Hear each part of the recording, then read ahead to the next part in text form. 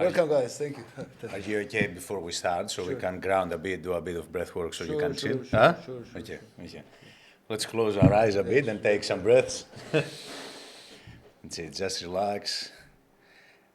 And let's take some breaths together in through the nose and exhale through the mouth. So try to breathe deep inside your belly. So slow everything down.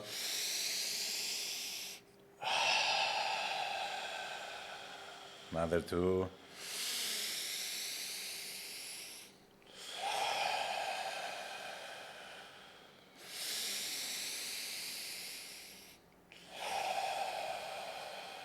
And take a moment to connect with your heart. So we can all start and share from a place of truth and connection instead of the craziness of the mind. So take a couple of breaths also there inside the heart. Open up the lungs.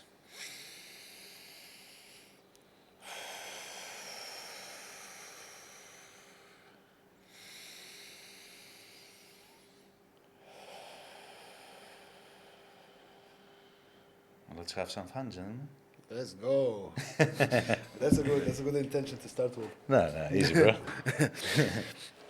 So basically, actually, what I was thinking, like, it was good that we did it last week. So now Yeah. we have much better ideas from all of us. And as he said, like, not to be all here to just having this ego winning. Like we want to win each other. Actually, we want to learn from each other. And I Yeah. think the beautiful things that we have here as a luxury in Bali, that it's a very cosmopolitan place. Like we all come from a different places, different ideas, beliefs, and all of those. So I think if we just open our heart and we just like listen to each other, Yeah. listen with really listening, not like with the intention of judging and hitting back, I think it can be something very Yeah. beautiful. Will be a good message to. Sure. share. So let's start. Also, he made a good point. Is there anything that we shouldn't actually talk about and all the stuff in regards to, as you said before, is there anything that we shouldn't touch in regards to subjects, or did you Yeah, have you can something? touch anything. Just in Indonesia, there can't be any remarks that appears to like put down another faith. Okay, yeah. They have like okay, a cool. blasphemy law. So are you okay talking about psychedelics and stuff like that? Yeah. Yeah. Okay. No, Yeah. we talk But don't admit that you used it in No, Bali. 100%. Sure, Yeah. That's a Easy. smart point. Okay, Yeah. good. So let's start. So as we said, like we all come from a different places, different beliefs, different ideas, and to make like now to just give an introduction for the people. I know you don't like to label yourself with anything, but just give us something that we can always refer to, so it's not going to be difficult Yeah, all the yeah. time. Yeah. How would you like to describe yourself, introduce Yeah. yourself, and yeah. So my name is Theo. Who I am now, I'm actually a coach and a therapist, so I work with trauma. Okay. And I'm a breathwork facilitator, retreat facilitator, and this is my path for the last 8 years. Okay. Yep. Okay. And if we describe, let's say, your belief system, how you call it under one name? So that's what I'm saying. Like, Under one name, I basically follow the path of individuation. So this is something that Carl Jung talked about, which is Okay. basically the path about becoming psychologically whole. okay. Yeah. Becoming psychologically whole. I like Yeah. that. And Langston Hughes, hailing from Detroit, Michigan, living in Indonesia now for about 12 years, and I'm a revert to Islam okay. as of 19 years. 19 years. Alhamdulillah. Yeah. I just call my path submission. Okay. Yeah, I believe it's a universal practice of surrendering ourselves to the best of our ability to the Sure. creator of the worlds. Sure. I think that all of us, we all looking for one thing, which is basically to be happy, And then in order to be happy, we're trying to find the best maybe philosophy that can work for us, in order for us to reach that kind of happiness, and at the same time to be aligned maybe with our values, with our things like that. So basically, as you reverted to Islam, you found that in Islam. Yeah. Yeah. How? Yes. How? So I found happiness in Islam because I found certainty. Okay. When I was searching for a path for myself, it gave me purpose when I came across Islam. When I read the Quran, I see that there's mercy, there's love, and there's purpose. And that's to worship the creator of the worlds. And so with this purpose, it fulfills me to try to do my best to be in good graces of what I believe to be the creator. Okay. And that satisfies me. In addition to the countless of wonderful things, like if I may, there's a question that someone asks sometimes, or some people like to ask, and they say, what if you're wrong?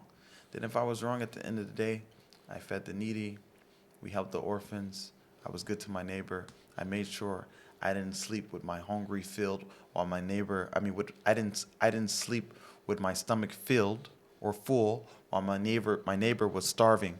So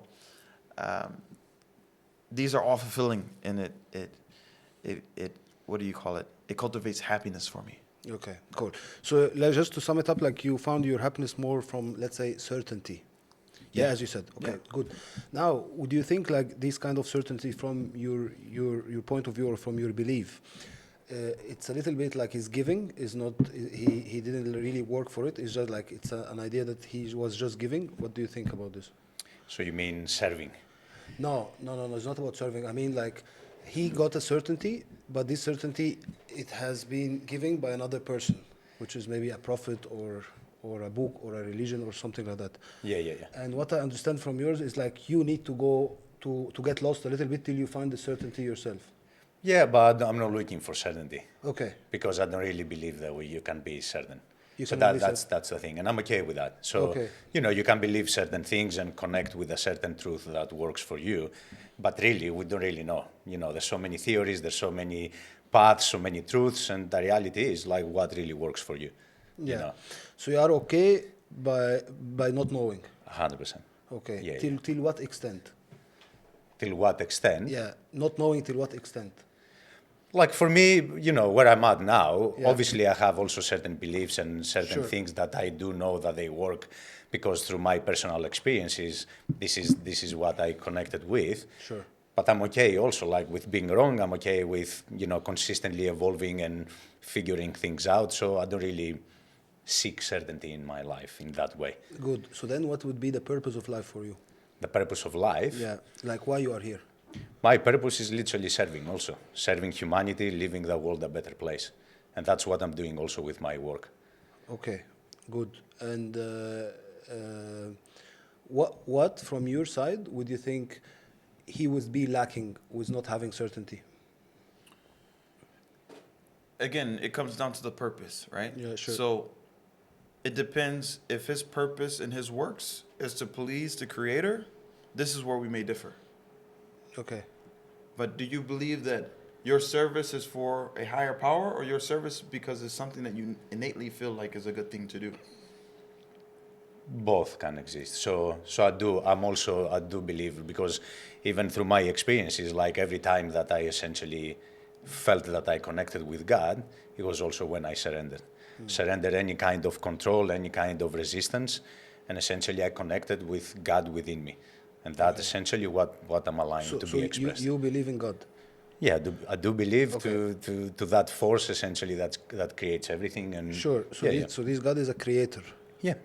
Okay. And just do you think if like there is a creator, the creator who would create us and he would leave us like that, or he will give us a little bit of guideline, and which is maybe religious people claim that to have this kind of guidelines? We're all getting guided with or without religion. How? At any given moment, we are guided from within. Even for a lot of people that they are unconscious of that, they are being getting guided in a certain way. That's what I believe. And even when I examined my life, so the more conscious essentially I became, because a big thing is essentially raising your consciousness. Sure. And creating more awareness. So through my experiences, this is what I saw as I was examining my life. Even when I thought that I wasn't getting guided or I was disconnected or anything like that, I actually saw there was a force within me that was getting expressed and it was guiding me to the right direction. Okay. Even when I felt lost, for example. Yeah, I thank you for sharing. So, in Islam, you believe in God, you believe in the devil as well, or Iblis, yeah? Yeah. You don't think maybe, like, let's say we talk now as a theory, like he said, like he felt guided. Now maybe he's guided by the devil, and maybe he's guided by God. What do you think about this? I think it really depends on identifying on guided in what sense, like guided to steer the vehicle off the road and crash, or so he would have to give us more examples of maybe the modalities that he's using in his life to have guidance. Okay, can you share with us as a small example? Yeah. So for example, like, I reached to a point in my life, as we all do, especially as men. I do feel like the first big crisis that we go through is probably around 28, 29 years old, where even astrologically you have your Saturn return and all the stuff. Sure. And essentially we start to exhaust completely our conditioning and operating from identity, and essentially we start to ask like deeper questions. Okay. So during those moments, because you start to examine a bit deeper, you start to also question a lot of your reality. And then during that, and this is what happened to me also, it led me to a different country. For example, I left Greece for the first time when I was 29 to come to Australia, where I stayed for 11 years. Sure. And this is essentially like the place that I really developed myself. Okay. So through my path there, the more work I was doing with myself, the more I was connecting with how much I was actually getting guided to certain places, to certain people, to certain teachings or teachers. And this is the thing, like there was always this force. So as simple as like you got guided to move to another place, let's say. Yeah. Okay. Yeah. So what do you think? Yeah, I think if someone wanted to travel, Yeah. then there's no harm in traveling, and that may not necessarily be inspired by Okay. God. So what I grasped from that was there was travel, there was networking with different people, and then there was possibly learning. But I guess another question we have to pose is, another question we'd have to pose is, what are you looking to solve? Mm-hmm. So, okay, you were guided, or you find that people have some issues around their 20s to mid-20s or something of that nature. But what's an example of these issues or these problems that He you said feel identity, for example, like Identity, yeah, trauma, like, the yeah. internal pain that we have, Yeah. certain patterns and behaviors, like that's the thing. Yeah. Because even through my work... If we're talking about identity Yeah. or trauma, you don't necessarily need religion to tackle these issues. Okay. But maybe if you're saying identity in regards to gender, or maybe you're talking about trauma in regards to the transgression that has been placed upon an individual from outside sources or from bad actors, or trauma that results from someone causing pain to others, like PTSD, because I just went to a war and I did some bad things. So again, it comes down to identifying exactly the components you're trying to tackle. So specifically for me, for my experience, I did suffer from complex PTSD and PTSD because I had near-death experiences. Okay. I had sexual trauma, like, and also like childhood trauma, which is a big thing. Sure. So for me, I felt especially from when I started becoming a bit more aware, and especially from my teenage years, I had 16 years old, I almost died in a car accident, which I had a complete identity loss because, like I was the athlete, I was like the pretty boy in a sense. Anything that I knew myself was completely shattered. So I woke up inside the hospital completely broken. I had to get like 4 or 5 bags of blood because I had like massive internal bleeding. My body was completely destroyed. So anything that I knew myself was completely lost in an instant. So this is where I had my first experience of understanding even identity. So identity has nothing to do with gender. So identity is essentially the characters that we learn to play. It can be the athlete, the high achiever, it can be the joker, it can be all sorts of different things. So it's essentially the masks that we wear so we can interact with the external environment and receive essentially like validation and love. So that's the thing. So through that experience, I had that in a sense and a massive, obviously, trauma because like that was massive PTSD for me there. But at the same time, I had a very spiritual experience also. I think it's incorrect to say that gender or identity has nothing to do with gender. I'm coming from the West, and you also come from the West, but particularly but gender is biology, like that's the thing. Yeah, but people are having identity crisis, especially in America, where now a child who's under the age of 10 has the ability to choose if they want to identify in a particular way. By way of gender. And even embarking on a surgical experience to fulfill that at such a young age. You know what I mean? And so a lot of people do actually, when it comes to identity, struggle with gender, struggle with identity due to gender. Yeah, you can say gender and sexuality also at the same time. Yeah. Yeah, absolutely. But here it's very clear we're not talking about this now. Like he's talking right now that how he found himself, you know. So if we apply this on religion, for example, like you, what's your name now? What's your name? Langston. Langston. Yeah, good, Langston. And you, for example, is a Muslim guy. Yeah. So this is part of your identity. Yeah. And you have very clear know what is right and what is wrong. Yeah, so religion have shaped your identity somehow. Yeah. You know, so you didn't have the chance like this guy have is like to undress himself from all the ideas and the belief, The and baggage. then later Yeah. to start to dress whatever he want to take. This is just what I'm understanding. Yes. So how do you think Islam or religion in general like would shape your identity? You know, Yeah. or will or play a role on the identity that you are right now Yeah. having. This is a question. Yeah, you're a asking? question for you. Yeah. So Islam comes with a set of guidelines, Yeah. and these guidelines most certainly shape who we become, especially if we follow them, right? Because it provides you some non-negotiables where you may say like, no, I'm not drinking. Yeah. Maybe I'll be at the party, but I'll say no to this glass, Sure. or I'll say no to this woman, or smoking, or any Okay. other vices, right? Okay. And it also encourages things that lend us to being people of service, and we can contribute to larger society. Okay. So it's not Let just me- a reformation for ourselves, Yeah. or just trying to discover ourselves as well, right? Sure. That's great. So, but let's now try to simplify things and make it in an example way so people can understand. So Yeah. let's say right now you have guidelines of what is right and what is wrong. Yeah. So, for example, having sex not in a marriage is haram or is permissible or no? It's forbidden in It's Islam. forbidden. Okay, so you cannot do that. Yeah, you cannot do that. Okay, and for you can experience or explore whenever you want. Like, no, I mean like, sorry. No, I'm in a monogamous relationship. No. I mean, if you were not. But you before- mean, yeah, you mean don't- don't according get- to me, Yes. yeah, that's permissible. Yeah, Okay. yeah. So you can explore as much as you want. Okay, and then by this kind of exploration, you believe we are just taking one example, which is sexuality. By this kind of exploration, you will come up to a conclusion of who you really or what you really like. What feels good, or what yeah. feels So good for you. exploring your desires instead of considering sinful or shameful. Okay. Yeah. Good. So let's take it as an example. So for example, let's say a person goes and explore himself, and then maybe he will find out later that he's gay. If he, That he's gay, that he likes men.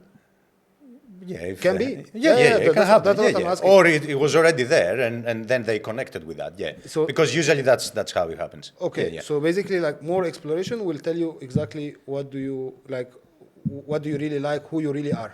Yeah. So You we are figure out taking- who you are. Yeah. Okay, so Yeah.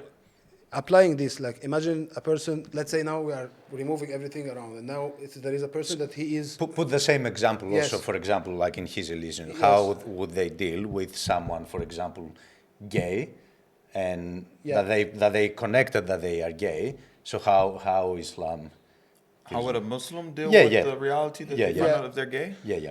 Or they didn't explore, they didn't have the chance. But let's say we are Yeah. now putting that wide example. Let's say a guy that he doesn't know about himself that he's gay because he didn't explore, because he didn't want to make a scene. Then he Yeah. go marry a woman that maybe after that he feel like he's not attracted to, and now he start to think that maybe I have a problem, and he's living and he dies without discovering that all what he want is just And lived hiding basically, like live something that he because he didn't a explore. part of himself. Yeah. Yes. So how Islam would interpret that?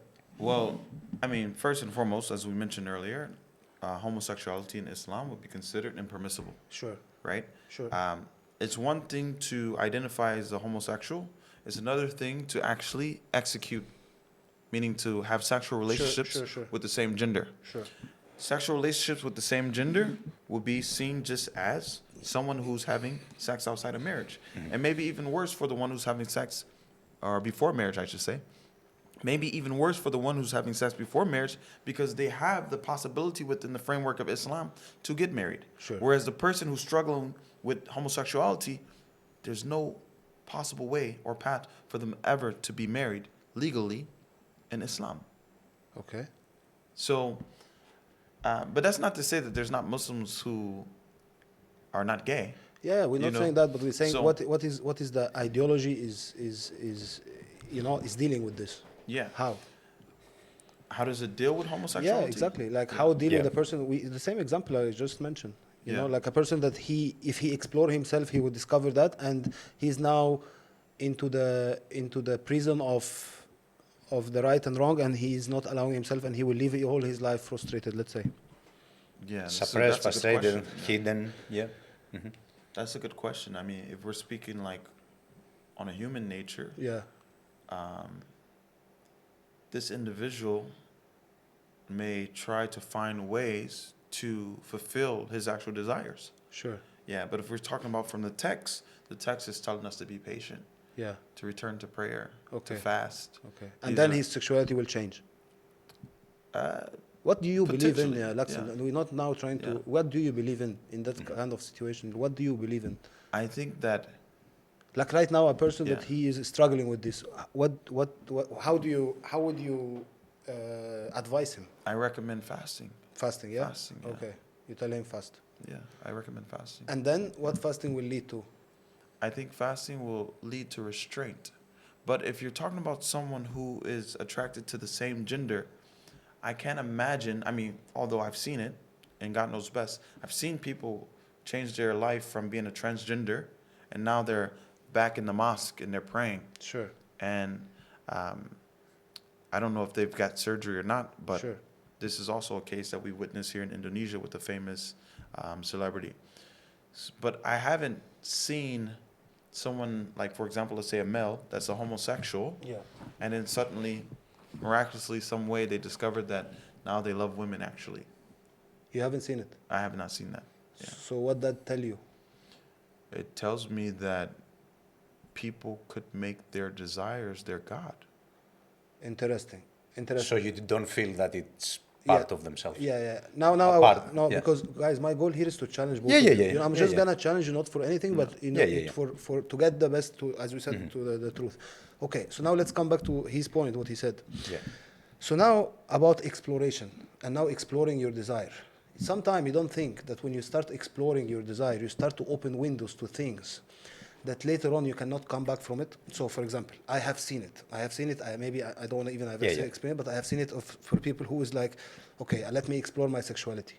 You explore, and then after you start exploring 1 woman, 2 women, 3 women, the normal sex doesn't excite you anymore.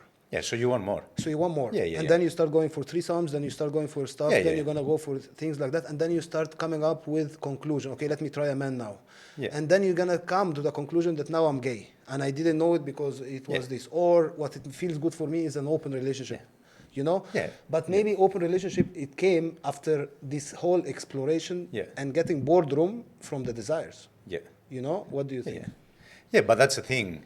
Exploring your desires and actually getting lost Yeah. into your desire is a different thing. Because even if you see it psychologically, for example, what creates a big problem is that we literally are taught from a very young age to avoid pain and go into pleasure. Sure. Literally. You feel pain as a young kid, get a fucking Panadol, get medication and all the stuff, so numb the pain. Sure. So we learn from a very young age, pain is bad. Okay. And this creates a massive problem because we become adults later on, and essentially any time that we feel any pain, we go towards pleasure. Okay. So that creates such a massive imbalance in the brain because Sure. pain and pleasure is in the same part of the brain. Sure. It's almost like this seesaw. So the more you push in one side, the more the other one depletes, and essentially you will fuck up your dopamine system. Okay. And there's a massive problem because you want more and more stimulation to Sure. get the same effect. Sure. So that's the thing. If that stays unchecked, obviously you're gonna get lost in your desires. But you are coming now to sex, which is maybe the biggest desire that human have. Yeah, but it's our life force. Like that's the thing. But Yeah, it can but- happen with everything. It can happen with a substance. It can happen with so many Sure. things, and it all goes back to the same thing: avoiding pain. So that's why if someone actually starts doing work on themselves, they learn to shift from that and focusing on actually gravitating towards pain and facing essentially that discomfort. So if you face your pain, you will not feel sexual? You will actually being able to experience even more pleasure. That's what happens. But Okay. what you do, you actually balance yourself out. That's what happens. Because this is the thing. Anything in life, if you go just one way and you become extreme in one way, you're gonna essentially get lost into that. Yeah. So for me, the middle way is essentially the answer. What is middle way? Sorry. Exploring both and finding the truth in the middle. Like, I do believe the truth is always in the middle. Even if you see it politically, for example, you see it in America, like, you see how extreme, so the left has gone even more left and the right has gone even more right. Yeah. You see in America, like, it's progressively going more and more extreme. Yeah. And see where it has led, like the American society, essentially. Okay. So that's the thing. But you can actually see, if you're actually properly examining both ideologies in this specific example, sure. you see actually they agree in many things that they can't even see. That's the reality. And for me, like, through my personal experience, I've explored pleasure a lot, I've explored pain a lot. Sure. And essentially it's in the middle. Yeah, but let's come back to the sexuality point. So now Yeah. we make it like as well, like, more clear. And give me an honest answer, because this is my experience, you know. Yeah, so yeah. for example, if I know Muslims and I know people who follow more or less your ideology, and I think, for example, what I would say the downside of for the Muslim, maybe you can find Muslim people with a lot of sexual tension, you know. Yeah.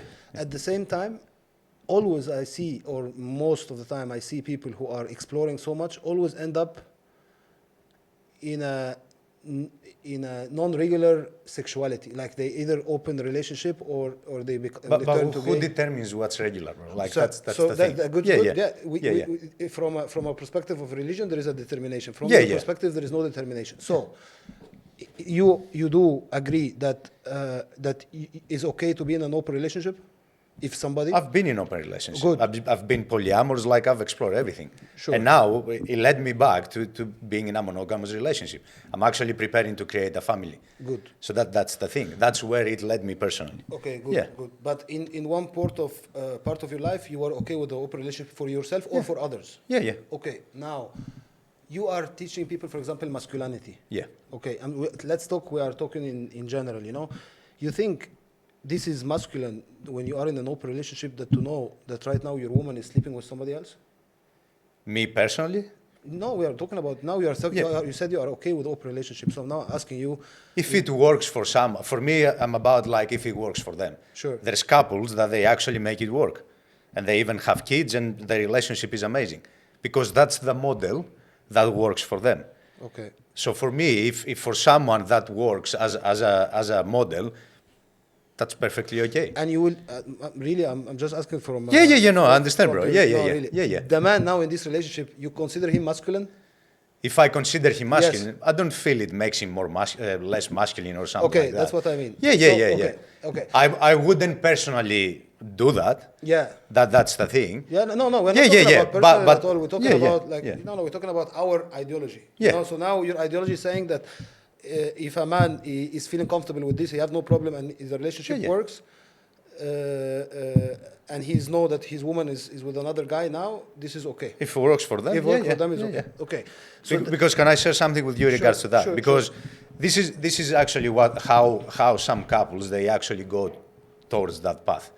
Because the more they have explored themselves as individuals, like their psychology, and the more they understood actually what they want and how they want to live, which essentially, like, it's about, like, freedom for them. If this is how they want to operate and the model that they want to follow in their relationship, and it works for them and they're actually comfortable, because a lot of people, they do it because they see it as a path to go deeper. Yeah. And to explore yourself more through actually exploring also your triggers.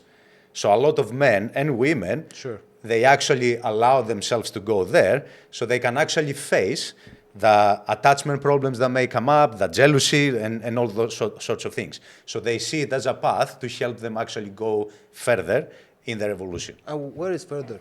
Where are you gonna go after? It doesn't really end, bro. That's the thing. We can actually keep growing I don't until think, we die. But do you think it never ends, or it's a circle that you are all the time running after yourself? Bro, by definition, even in a cellular level, Sure. after, every 24 hours, you are basically renewed. Like you die and get reborn every fucking day in 24 hours in a cellular level. So if you go according to that, you are a completely different person every day. That's the thing. And as we evolve, we also create new identities. Because identity is very important also. Like the egoic identity, we develop it from a very young age in regards to actually being able to interact with the external environment. Okay. So in my approach, for example, and that's the thing with individuation, is not viewed as something negative, but it's about actually making the identity and the ego, in a sense, the servant of the soul, the servant of the higher self, essentially. Sure. That's the thing, because it filtrates everything. So identity is needed also. So as we grow, you will go from being a family man, a businessman, different business. We consistently grow. Yeah, in that sense, yes, I understand the growth, but I understand that everything we're gonna as well explore it and identify, like as much as that. Let's say now. Let's talk about. Can I say why it doesn't end? Sure. The reason why it doesn't end is because the unconscious mind is so vast that the more you explore, the more you realize, the more there is there. Okay. It never ends. Yeah. The unconscious mind, and this is what Carl Jung and a lot of other, psychologists and important figures have talked about, is literally that. Okay. The more you go there, the more you can actually bring forth. And that's the beauty of it. Okay. So for me, I'm very okay with that. Yes. And that's how I examine myself. So I want to actually consistently bring forth as much as I can to reflect and grow as an individual. Okay. And now, what do you think from an Islamic perspective? Why it doesn't allow all, like as whatever he explained now? I believe he just said it, because he said the more you explore, the more you're open to. Sure. And he says it never ends. And Sure. I believe Islam is attempting to protect and remove the harm that lies ahead potentially for people. Okay. So now you see an open relationship as a harm? I can see many harms in open relationship. Yeah. How? Absolutely. It can contribute to disease. It Okay. can contribute to children out of wedlock. But if they are taking all the precautions, they are doing all of things, like they know exactly like how to protect themselves from this. You don't see any other harm? If they know how to do these things and protect themselves, I don't see, outside of going against, in particularly speaking for a woman Yeah. having other males outside of her husband, then I don't see any scientific harm other than going against what God commanded. You don't see, for example, like the harm of being emotionally mixed and not being able to just focus on one person? You mean like energy, a Yeah, transfer yeah, from exactly. each Like even individual? you believe in energies, and you don't think like even as a sexuality or things when we are mixing our energy with different people and stuff like that. Like let's say from a man or a woman side, yeah, like a woman that she is experiencing. Again, I'm not now. Let's say I'm a guy with no knowledge, but I will tell you, for example, like why women need more time to have sex. Like when we just meet a woman for a date, we are ready to go after the first date. But they need no. But I'm just no joke. Yeah. But for women, they need more time. Why? Because sexuality needs more. Like for them, it like more to safety, and they know once they do it, it makes up something with them that biologically and this and that, like they feel much more connected. So a woman that she is sharing herself with like few guys, you don't think that she is energetically even now talking and emotionally she is a little bit getting messed up? It does create problems emotionally, but for both sexes, both men and women, it comes from a place of disconnection. Okay. That's the thing. And I do feel, because you talked about energy, like for men, and this is what I teach also, it's very important to master our energy. Okay. So that's why I actually support men through sexuality work. Okay. So we can actually heal basically the nervous system and connect with our life force, which is the sexual energy, and learn how to direct it and not scatter it and leak it in all sorts of directions. I got that, but now you said two things contradictory. You said like Which you one? agree with the open relationship, but now you said it do create harm. No. I didn't say that, because I said specifically for the couples that it actually works are people that they have done a lot of healing work and psychological work, and they came to the point that this is what feels good for them. That's it. But a lot of people that they are inside these communities, like from Tantra to polyamory Yes, to all yes, that stuff. yes. Like it comes, I do believe it comes from a place of trauma, and essentially it's a trauma response, hypersexuality, and they just cannot connect with what their body tells them, and it's just completely reckless and share their energy with everyone. Sure. That's the thing. But someone that has Yeah. done the deep work and they have healed, they Sure. can hold that in a completely different way. But if you don't mind sharing, you said Yeah. like you were in an open relationship and now you chose monogamy again. Yeah. Why? Because that's what serves me, and that's what my path So is. what did you experience? Because I realized through exploring myself through that, Yeah. that's not my path that I want to take. Because, for example, I work with women. Yeah. Like I literally do healing work with women. Sure. So if I want to be in integrity with myself and actually being able to show up for women as a safe presence and actually like support them in the ways that I can, because I do very deep work with women, for me, I realized it's very important, like to learn how to actually properly hold my energy. It's very, very important. So for my path, it does not serve me. So you see, at the And end of the day, even when I explored myself, I actually stopped working with women while I was going through that phase. so also, you end up in the same. I think. for me, that's how it happened. No, Like, but I get that, but I say you end up in the moment that it comes to you had to learn to control your desire. yeah, by first exploring it. So that's the thing. So the difference that we have Yeah. is in our beliefs is essentially, for him, you don't explore it, you follow the rules and all the stuff, and you see it as sinful or like that it's something bad. For me, I don't see it bad. I will explore my desires, and then by exploring myself, it would lead me to what is true for me. Is it possible that those prohibitions were there in place to prevent you from having to explore and learn it Yeah. and experience it? No. I understand how through Islam, like the way you actually impose it and all the stuff, and how you follow it. But for me, I don't believe into. For me, I believe that there is a lot of fear. That it creates a lot of fear in regards to expressing yourself and exploring yourself. And I don't want to live in Punishment fear. and reward. You can't- Punishment, reward. Punishment? Like Yeah. fear out of potential punishment. Punishment from who? That's the thing. So for No, no, you, if you're- I'm saying if you're speaking about- he's saying a Yeah. good point, yes. In Islam, it's out of fear. Yeah. Because of potential punishment. yeah, Right? yeah, Or restraining yourself from such things for potential reward. yeah, Yeah. yeah. Yeah, because coming back to this, because now he said like fear. Now, when you read Quran or you even in the Hadith and this, and now they talk about hell and you're gonna go to hell, and all this kind of punishment. You don't think this is create for many people a lot of trauma and wounds, and when it comes to fear.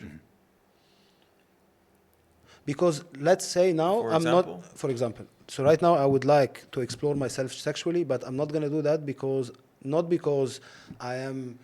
Maybe now I'm at 36 years old to understand the reason behind. But maybe when I was 16, 17 years old, I was not doing it because I was afraid that I'm gonna be thrown in hell, or if I die that day, I will be punished with whatever. So it creates me this kind of resistance of life that all the time I want to do something, but I cannot because I'm afraid. No, I don't think so. I think that type of fear is arousing people that don't know their scripture or they don't understand the Quran. Okay. Because, in fact, or even if you talk about hadiths, Sure. right? So, in fact, we're told in these texts that this is a part of life. We're going to sin, and we're going to seek His forgiveness.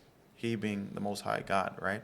I think this is a part of it. But if you don't understand that and you allow yourself to be No, but for every sin there is a big punishment, brother. So if you don't think that creates fear? Yeah, like for every sin there is a punishment. yeah, but You know? you don't think there's also forgiveness in Islam? No, there is forgiveness, Yeah. but you need to know like there is a punishment. So, for example, in Islam, if these two people created this sin, which is adultery, they will be whipped. You mean like Yes. in this world? Yeah. yeah. But in this people world live and in most places where in the other world too. yeah. So what is the punishment for killing someone? To al-qisas, which is you kill the person back. So why didn't they kill Moses alayhi salam?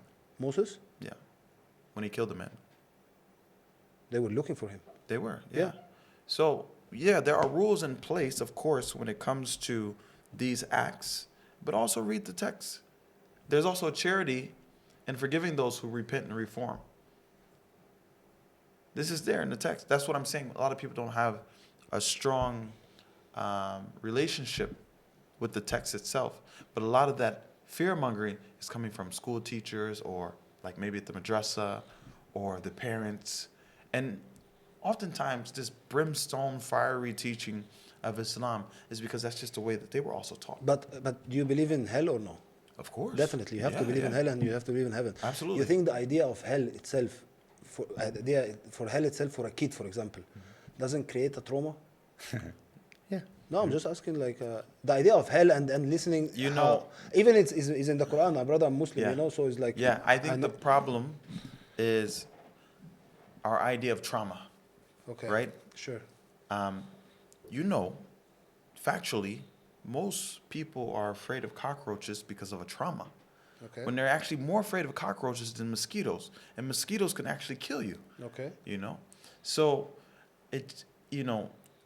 many things can lend itself to trauma, right? And I'm not dismissing trauma. I think there's a spectrum when it comes to trauma. Okay. It's not necessarily like the same for everyone. I think there's many things in existence, just a part of the human journey that lends itself to trauma. Okay. But are we going to be, not to dismiss people who are going through real trauma, but are we really going to allow ourselves to succumb to trauma, right? So And where, not all trauma is equal. Yeah. What, Please. so how do you address trauma in Islam? Yeah. Yeah. How do you view and support traumatized people in Islam? Okay. Let's In say Islam, just be a man, brother. again, like, Get over it. but again, bro, people love to toss this. pussy talk. People love to toss this trauma word around. You know, Sorry? they love to toss this trauma word around. Which is nice. but I not agree to. all Yeah, trauma yeah. is equal. Yes. Yeah. You know. No, but for example, I will share with you. My sister, for example, she's a Muslim and she grew up in Islam, and she used to listen to these lectures about how would you get if you make this kind of mistake, how will you get, how is the description of hell, how is the description of the Azab al-Qabr and all of those things, and she till now have nightmares, brother. Yeah, yeah. So I'll be honest with you. I would say that's a trauma. Yeah. So it comes down to, in Islam, to actually taking the time to reflect and ponder what God has presented to us in the book, Yeah. and getting with the people who actually reflect and ponder. There's so many misconceptions. Yeah. There's so many misconceptions, not just in Islam, but in most religions. But Yes. the common ground normally is that people are far away from their text, from their scripture, especially in Islam. So what is the reason actually for the existence of hell? Like from what is with the like the the reason behind? Let's say what is the reason behind of hell in Islam? To punish those who were unjust. Okay, good. This is the purpose So of hell. people who did something injustice, they have to get punished. So, okay, so how telling a child, a very young child that has no concept of heaven and hell or like all these ideologies and all the stuff and trauma, how do you tell a child that still tries to understand that it's alive, you actually tell it that if you do this behavior, you're going to go to hell? How do you think a child internalizes that? That could be different ways. For me, I was fine. I knew there was hell, and I knew I didn't want to go there, and I was a child. And Yeah. I was okay with that. I also understood that humans are humans. They make Yeah. mistakes, and God is the most forgiving. But Like, but it's an interesting point, because if you think about it, like I knew some guys that they were in the they didn't have families, yeah, Yeah. and then they were in this prison for the kids, like they Yeah. they did something bad and this. And Juvenile then, detention. when I met them, for example, at 18 years old, they didn't have this idea of what is wrong and what is right. And in that moment, it was the first time to say, okay, maybe it's good to tell a child about hell, about the wrong things. You understand me? Yeah, yeah. Like imagine there is no teachings, Yeah. Yeah, yeah. Because from where you get your teachings, brother? Like, be honest, like from where you got your teaching? From your family? Your teachings of life, of the basics, of like... So obviously you learn a lot from there, but then Yes. as you grow up, you examine and study For sure. Yeah. But you don't think those basic teachings that your family passed to you, that maybe later on you didn't like them, Yeah. you think they were helpful for you to grow up? Some of them were, and some of them they Def- weren't. Yeah. Sure. So Yeah. So when it comes to I think the idea as well of like saying to a kid about maybe you should not maybe stress it so much about this, but it's just to identify what is right or wrong. Yeah, Which is- exactly. But that's the role of the father also. Yeah. To guide and teach the kids to basically boundaries, a yes, a no, what is right, what is wrong, and that's But the important child role of the father. The child will always ask why. Yeah, and they should ask And why. if it's something that has to do with, I guess what we say, cardinal sins Yeah. in religious traditions in the Yeah. West, then throughout pop culture, or even just walking in the grocery store and hearing someone argue and say, "Oh, damn you to hell," the child is going to say, "What is hell?" Yeah, It's going to always be there, just like guns and bullets and bombs and fire and all these things that we identify as violence is always going to be there. I was shot at 10 years old. When I was 10 years old in the streets of Detroit, someone was shooting at us Sure. and potentially able to take our life. yeah. I wasn't traumatized. You It think did- so? Yeah, I believe it depends on. Do I'm you sure that okay, there's let me people ask who you work. this. Wait, Brother, let me we- finish. Do you you understand need- what you trauma need is? us- Do yeah. you understand what trauma is? Let me finish first. Okay, okay. I think it depends on every individual in regards to what's considered something scary for them. I've never been afraid of ghosts. I've never been afraid of ghosts. What are you afraid of? But fear and trauma is very different, bro. American police. The history Fear- is different. Yeah, okay. But he said something maybe we want to learn from it. Like what? Yeah, do- yeah. Fear and trauma is very different. Don't Yeah. compare those things. So my question to you, There's a lot of overlap with fear and trauma. my question to you is, Do you agree? Do you wait? Do you know what trauma is? I would say I know what trauma is, yeah. Explain. So I can see your definition. Of I trauma. would say that trauma is a reaction that lends itself to fear Yeah. of not being exposed to the things that triggered that trauma in us. I believe that trauma can be a state. No. Okay, what would So you suggest trauma literally is what happens inside of us because of the experience. So there's an intense experience that happens. It can be our parents not meeting our needs, having a car accident, going to war, a breakup. It can be all sorts of different things. But trauma is actually what happens inside of us because of the actual experience. And the problem is, it's actually primarily physiological, which means it stays inside your nervous system and your body, and it's not just a cognitive thing.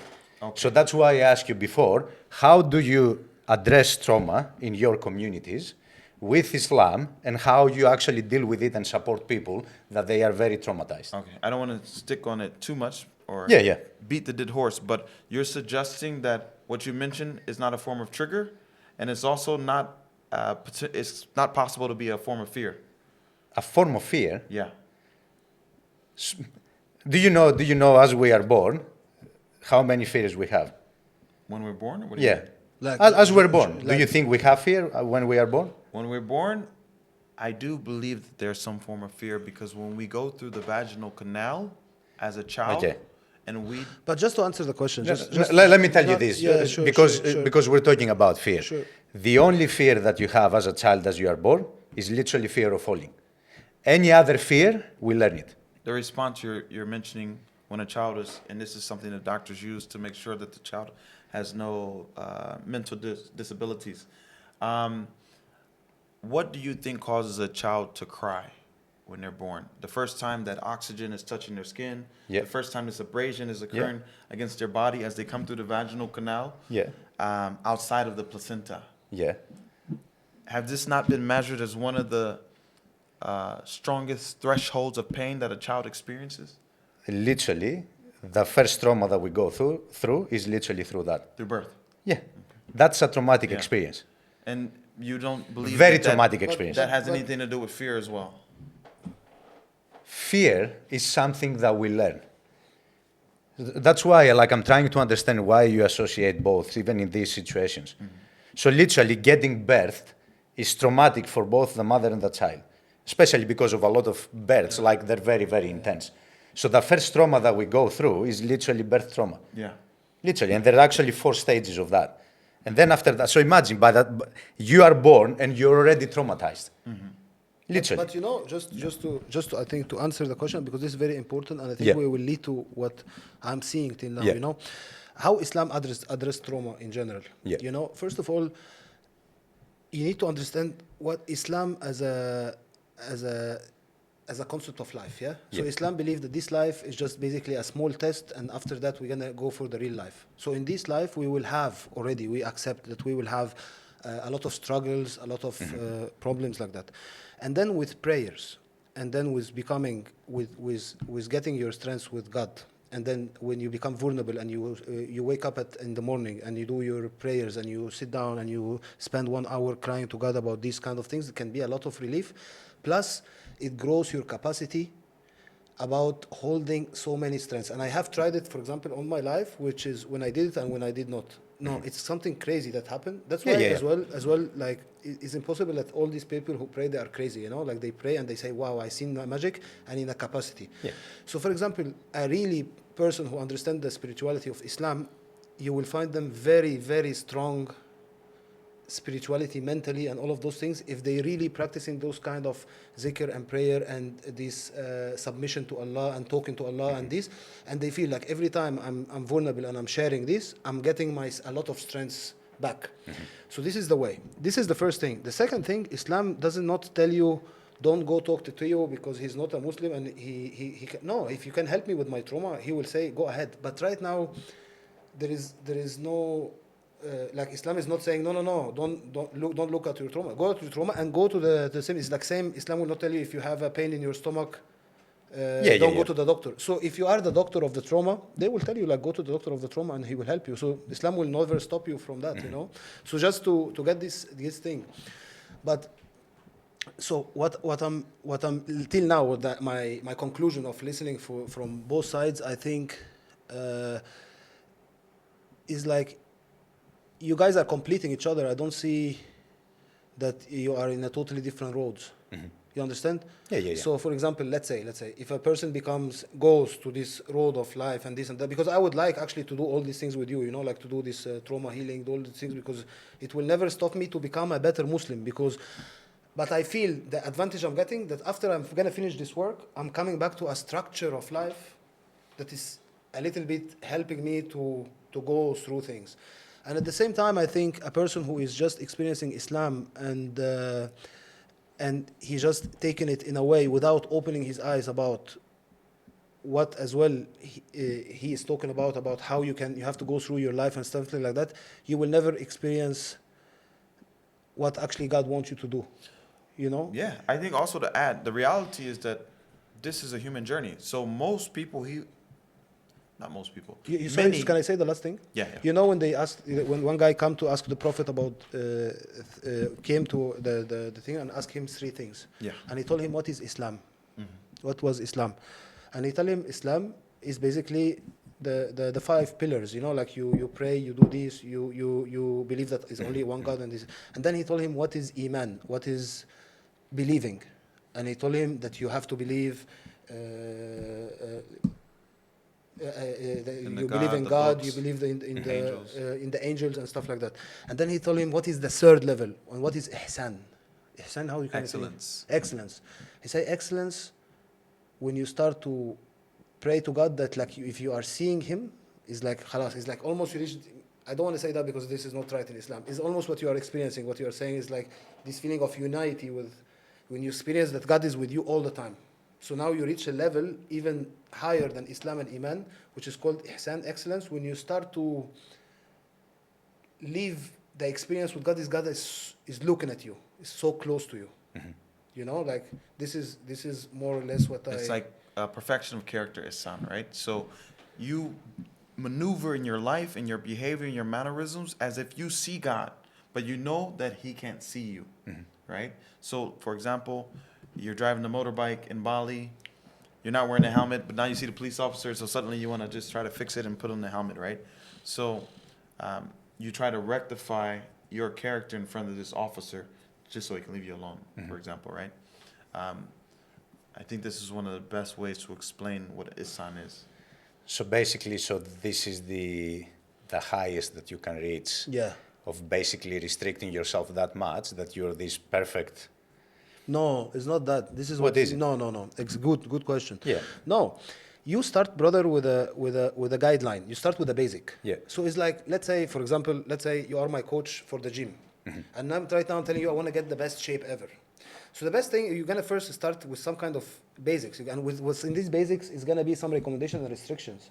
You're not gonna, you tell me you don't eat the donuts and eat this. We're gonna go through this. Yeah. And then later, the more I understand the basic, I'm definitely gonna be in a good state to go to level 2.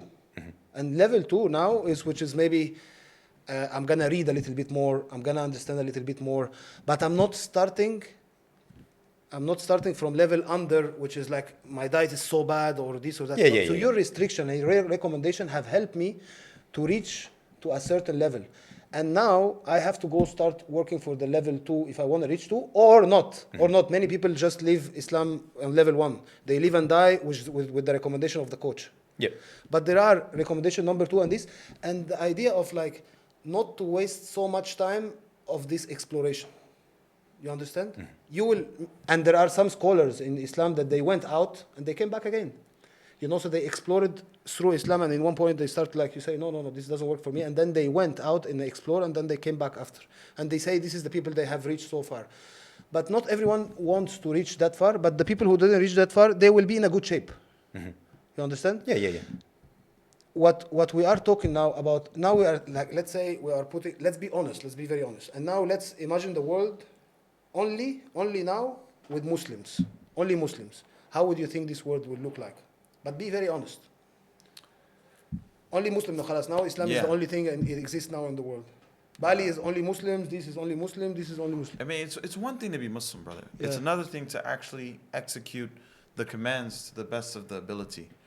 I imagine that it would be a very different world if the world was only Muslim. Absolutely. I think there would be less alcohol. Sorry, I understand. But why then the Muslim countries now are the deepest shit? If the philosophy is so good like that, why, for example, the people who are from my country, from this, we are even sorry to, I'm just gonna say that maybe people will unfollow me, are the most horrible people, brother. I'm just being honest with you. Like they lie, they do this, they do that, but they try all the time to keep themselves in the good score. So if I'm just praying and this and that, but they have the worst manners, they have the worst things, and stuff like that. So I'm just we're now trying to question the philosophy. So right now, people in the Saudi Arabia are there the best people on earth because they are following Islam? Are the people in Saudi Arabia the best people on earth because they're following Islam? Yes. And you cannot. I'm sorry. Is that a statement or a question? A question. Yes. And just to let you know, you cannot measure. You cannot measure an ideology by doing it at its best. We are measuring an ideology as just like that. Oh, I just measured on the Quran. Sure. The Quran, Allah says in the Quran that the best people are those who are the most righteous, the most pious. And I think most human beings find it difficult to reach that level, which is piety or righteousness, because we still have our desires, we still have our sins. Even if all Muslims if the world only became Muslim, there still will be people who sin, who do things that are the Quran is attempting to prevent us from doing, right? So basically, if now Islam is the only religion that everyone is doing this, the world will be a better place than now? I can't necessarily say that. Good answer. Yeah. Okay, if people following your ideology, and everyone around the world now is following your ideology, and be honest with yourself. The path of individuation. Yes. You think the world will be a better place? Yeah, 100%. 100%? It won't eradicate war and killing and all that stuff, because I do believe the human experience, that's how it is. There's always going to be good and bad and evil and like dark and light and everything. So we will never eradicate that.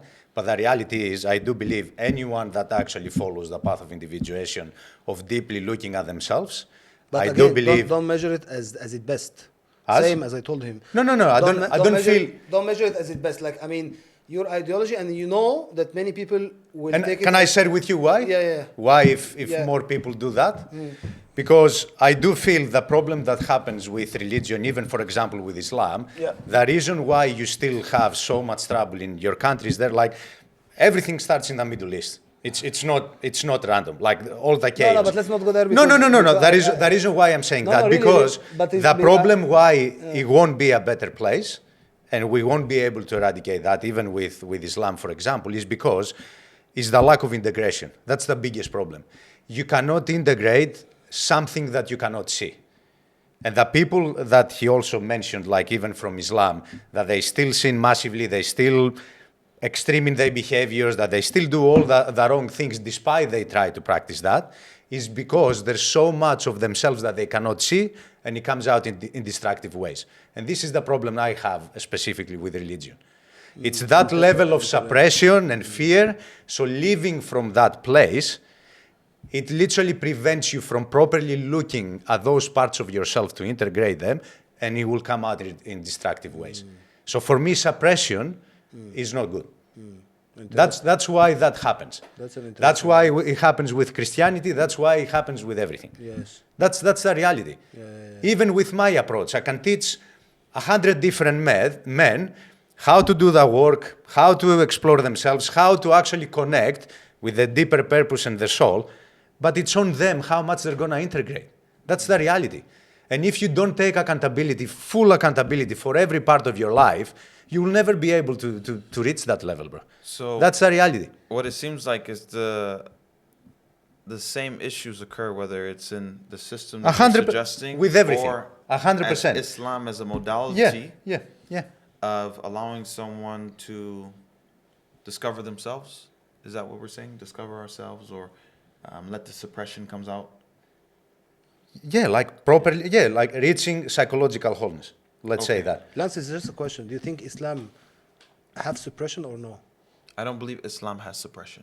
You don't think in the way of like in that system of like saying doing good and doing bad, and this is the good and bad, and then now you will go to hell and heaven and stuff. There is no suppression here? I don't believe so. I do think it's in human nature to feel like, I love God so much, and I love the Messenger, and I love the Quran, and I love to go to Umrah and Hajj, and I also love Burning Man or these Rolling Loud festivals, right? I think the reality of a human is that, especially for someone practicing their faith, is that, yes, I do love these things, right? Whether it's God and following the Quran, but I also love these worldly things as well, whether it's a party or smoking a joint or whatever that might be considered prevented by Islam. Sure. This is just reality, right? Sure. And like you said, but then if you really love to smoke a joint and you don't do it so much, and you resist with it so much, you don't think this is create tension inside of you? I'm just really asking purely. Yeah. I feel like if you really love a joint and you refrain from smoking it, you have some willpower and discipline that I don't believe is being suppressed. Look, man, I'm a fighter. Yeah, I really work my life through discipline. Yeah. But I learned this. I'm telling you, I'll be honest with that. I learned to dance with myself a little bit, not to wrestle with myself all the time. Yeah. So it's like if I fucking want to get a joint, I will. Yeah. You know, you allow yourself to have fun. I allow myself a little bit, even if it's wrong. Yeah. You know, maybe sometime I know that if I continue with this discipline more, I will end up doing something much bigger later. Okay. You know, this is what this is where maybe I'm so wrong. I'm not saying I have the truth. It's not about being wrong or right. But what you say, if you continue with this discipline, you'll end up doing something bigger much later. What do you mean? So for example, so let's say I'm now dying to get a job. For example, I really and I say no, you know what? Keep doing, keep strong. Don't do this. Have more discipline. I give all this talk. Yeah. Then I suppress myself so much. Sometimes it have two results. Maybe yes, I overpass it and I feel great.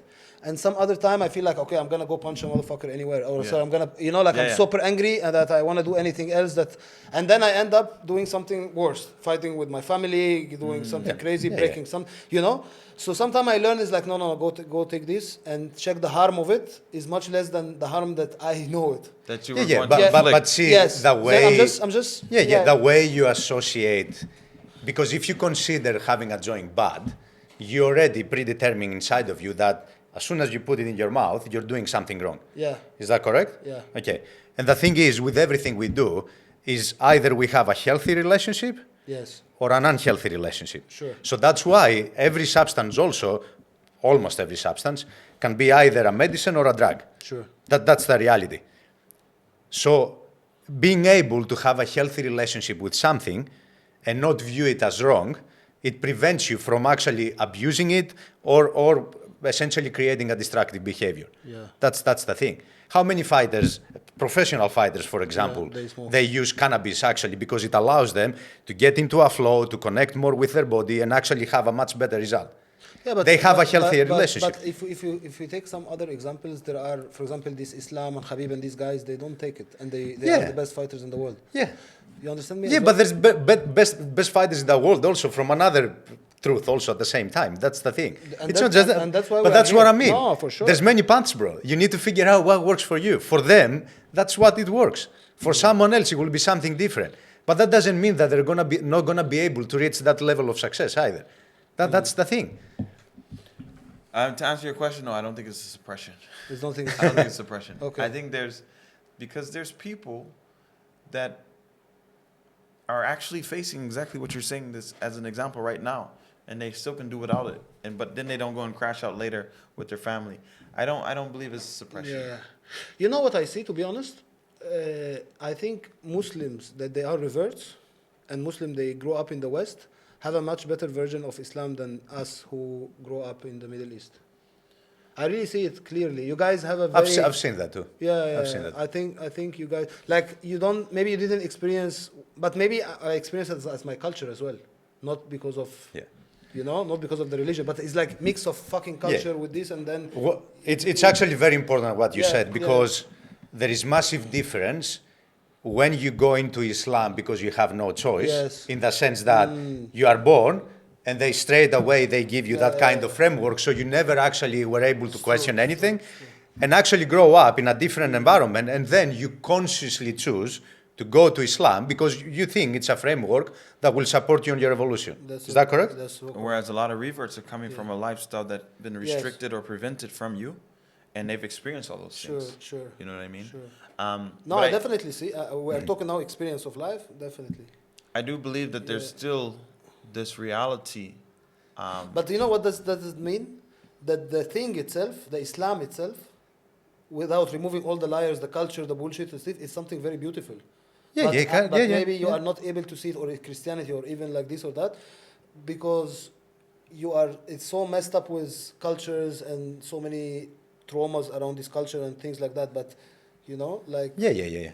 If you just say purely the teachings, yeah, Yes. they can definitely like Yeah, support but- you in having a good life. Yeah, I don't disagree with that. okay, Yeah. But I do believe that it comes down to the concept of there is what's being prevented, and then compared to what someone's actually going to do. A lot of this comes down to that, right? Like you say, there are some benefits in this path for healing, etc. We say there's some benefits in this path in Islam for healing. Both provide some measurements of prevention. Maybe you're saying the path that you have prevents trauma, or it allows Doesn't one- prevent it. Yeah. Yeah, because You we learn agree how that- to work with it. Yeah. but okay. Just I'm gonna stop now. Because I said, like, I'm gonna be fair both sides. So for example, if I take the people from the Middle East, the countries that they follow Islam, as we said, like, I can see exactly the patterns, which is people who may be generous in good things. They have strong values, they have strong discipline and stuff like that. On the other hand, they have a big contradictory. They can be a little bit stiff and tough. They have a little bit close-minded. They can have a little bit of bad manners because, as he said, like this and that. But now let's take the other part. Now let's talk about, for example, Shangu. Shangu, Yeah. which is more or less, how we call yourself? Idealization? Idealization, Individualization? individuation. Yeah. Individuation. Let's say Shangu. What I see in Shangu, brother, as well, is like people who are lost. Yeah. They're definitely not individuating, bro. No, but again, because you are again talking. It's like if I bring you the best Muslim, Yeah. I'm not measuring on that. That's what I said to him. Yeah. But if I bring you the best Muslim, it really is someone amazing. The best maybe person I seen in my life, was Muslim. Let's say. Yeah. Okay, this is in my this, but I'm not measuring life on him. So when I'm coming again to, like, now coming to this, I feel like, okay, we are living in a jungle. Like, everybody is fucking around. It's you don't know who is this, who is that, who is right, who is wrong. I meet people that they all the time talking about trauma. It's like, fucking live your life. Live your life. You know, like in one moment it's like. Yeah. They just created a new addiction. Exactly. So an it's- attachment to something. So as well, seeing this as a as a concept for the, how you call it, al-amma is like for everyone. When it comes to everyone, I think it produces a lot of lost people, lost. Which part? Which is the idea of this individualization, but not the right one. Not the No, it's not about the right form of individuation, Yes, bro. yeah. The people that you see lost, that you consider lost, Yeah. they haven't even started this kind of process.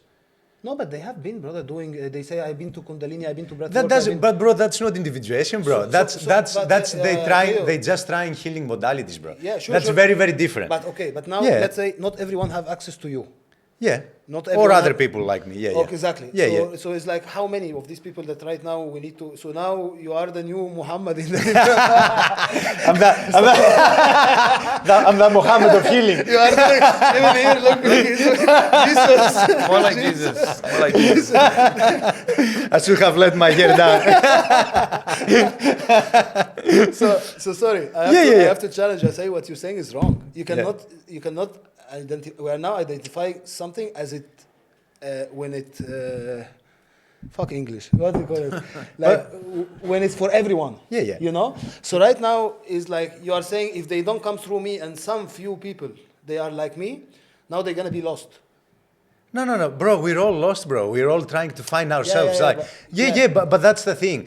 Don't even judge those people. They're also trying to figure it out. Yes, They're just in a but phase. I'm just judging the tree, brother. Yeah. Every tree have a production. So I'm telling you. Yeah. I'm being very honest, and I'm insulting my own people. Yeah. For the sake of the truth. Yeah. So. Can I say But something? I can say okay, something totally No, different. I understand You know? where you're going. Okay, can I try to frame it a bit because I'm trying. I understand what you're saying. Yeah. I think the problem that you have is with New Age spirituality specifically. Yes. And you believe that it produces more confusion than ever. Sure. I agree with that 100%. Okay, good deal. Yeah, no. So- I agree. Yeah. I 100% agree Okay, with you. Sure. And I almost fell into the trap also. Okay. But Good. that's the thing because of the way I have explored myself. Sure. I have seen all the different ways that you Okay. can actually get lost and get confused. Okay. And I agree with you. Good. And that's why you have a lot of people that they tried the New Age Yeah. fucking spirituality and Okay. methodology and all that stuff, and they went back to Christianity. They Yes. went back to Islam Yes. because they saw the bullshit. Yes. I agree with you. Okay. I agree with you. Okay. It does create way more confusion. So what is the difference with you? I don't get it. I'm not New Age spirituality, Really? But bro. okay, well, teach us. So I don't told know. you, Yeah. my path specifically, Yes. I follow the path of individuation, Sorry, which means. everything you mentioned, for example, for us, the foreigners. That So we don't know let me explain to you. Yeah, sure. I still pray. Yeah. I even pray to Jesus sometimes and all Okay, the stuff. okay. I pray to God. Yes. I- You mix it up. Yeah, no. Okay. I literally utilize so many different things. So I have prayer every day for myself. Okay. Meditation, breath work. I use medicines also because that's my path Sure, also. sure. I use also teachings that I learned from indigenous, for example, like?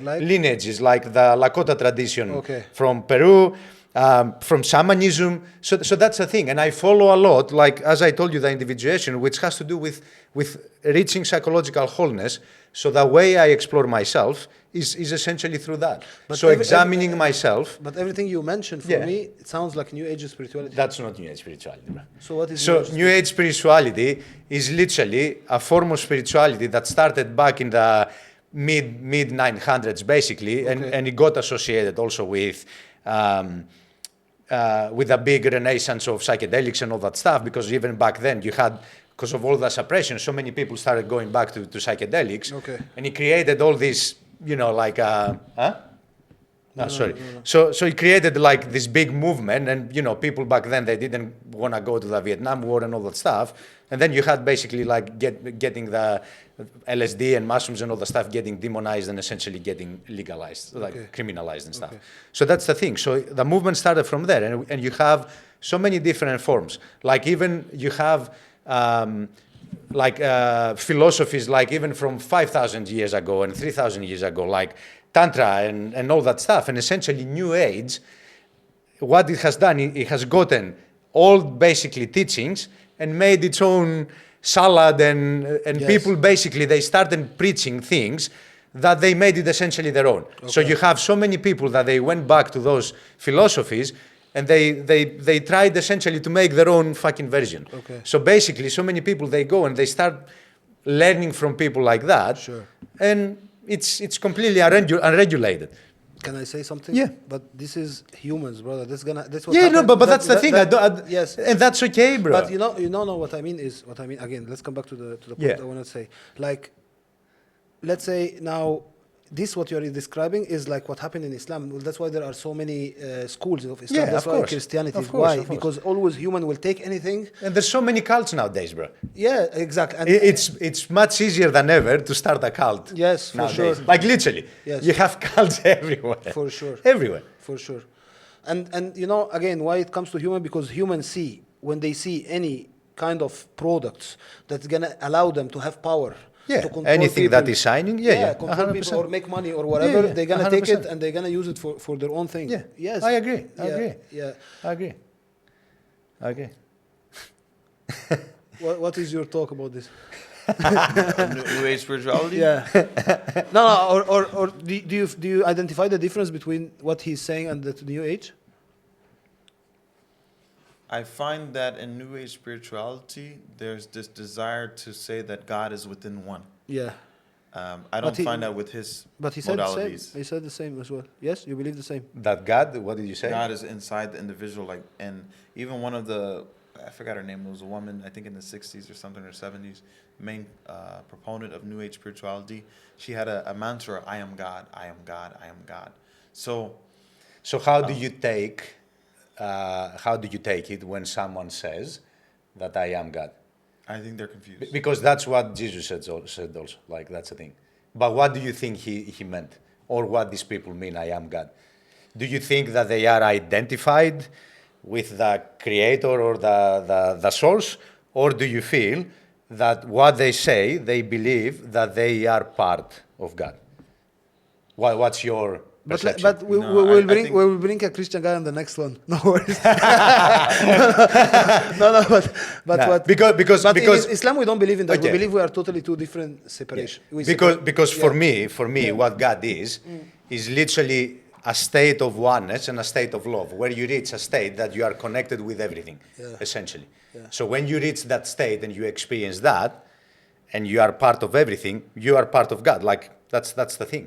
Yeah. That doesn't mean you identify yourself and you think that you are the supreme being. You think you are connected with the source. That's the thing. You are connected with God. That's it. Yeah. That's what it means. Okay. But that's what I'm saying. Perception is very, very important. I think That's the thing. what you're saying is almost like monoism or monism, sorry, Yeah. where there's this oneness. We find it in some sort of treatise in Islam, and it is called Wadatul Wujud. Yeah. But for the most part, we don't agree with that. Yeah. So I would say I also don't agree. I don't believe that there is. I believe that there's a separation between what is God. So you And see what is God creation? you see God outside of you. I see all of creation outside of God. I see all of creation being separate from God. Separate from God. Created by God, but we. But separate. Yeah. So he created and he's separate from it. Yeah. He can create, but we don't have to necessarily be God. So you don't feel you are part of that. So when you experience God, I so don't when you feel that I am God. so when you connect with God and when you experience God, how do you experience that? You as an individual. You mean as in my Somebody methods is to somebody experience looking it? at me. How you as an individual have experienced God? When you are connected. I've experienced God in the way that I've, what do you say? Carlo, I would say I've experienced God in the way that I received the blessings in my life. Yeah. So I felt these blessings and I've witnessed these blessings in my life. And I've also, like you mentioned, near-death experiences. I've also had these sort of experiences as well. Yeah. And in those experiences or those occurrences, I still didn't see God. Yeah. But that's where I was certain as a witness that there's God. It's not something that you will see, it's something that you feel Yeah. with God. Yeah. Like, I mean, yeah, that's our opinion. and sure. that's why it has to do with the heart. Yeah. You have to connect here. Sure. Yeah. That's what I Sure, believe. sure, yeah. sure. Yeah, yeah. Sure, But- but what does it have to do that I'm one with him or he's separated from me? So you see God Yeah. separate from its Creation. creation. I see God in everything. Yes. I see God in the plants, I see God in you, like literally in everything. Everything is part of that. And So I ho- don't ho- see and God. How, You're and how seeing- when somebody is very, very bad, for example, Huh? how this person, when a person is very bad, Yeah. is an evil person, Yeah. how this person have He's God part of God too. Yeah, but Everything is an expression of God. Everything. so God is evil. God is not evil or good, bro. God is one. This is the difference between like how we see things. No, it's not actually. It's just the way that you're delineating on the way you say it is no different. When I see, and I've been commanded in the Quran, Yeah. to look at the wonders that God created, and in that I see God. However, I see the majesty of God. I don't see God itself. Yeah. So there could be a disconnect on the way that we're explaining it, but to say that it is actually what God is, Yeah. I disagree with that. Yeah. You understand what I mean? Yeah. We I can have see in that. Islam, brother, like to explain it, in Islam we have God as something very Allahu Jalla Jalalu, how we can say No this? shape, no form. Yeah, like God has no shape, has no form, which is we agree both on that. Yeah. However, God for us is something very, very big. You know, is Greater than creation. yeah. So let me ask you this. like, how So we say, yeah, are prophets man of God? a man of God. Yeah. Yes. Are prophets like men that they connected with God and they express But God? you know, even in Islam, what we say, we don't say, for example, man of God in this. We Yeah. say we are the slave of God. You know. Okay. Yeah. Yeah, so exactly. So Yeah. for example, even like Servants yeah, of God. Yeah, Oh, or yeah. slave or servant. So look exactly. So this is the ideology behind it. Is like if in Christianity they say we are the son of God. Yeah. Yeah, or this, and God is very loving and this. In Islam, God is very loving and He punished too. Yeah. And we are slave of God. He's the king of the king, and we slave for Him.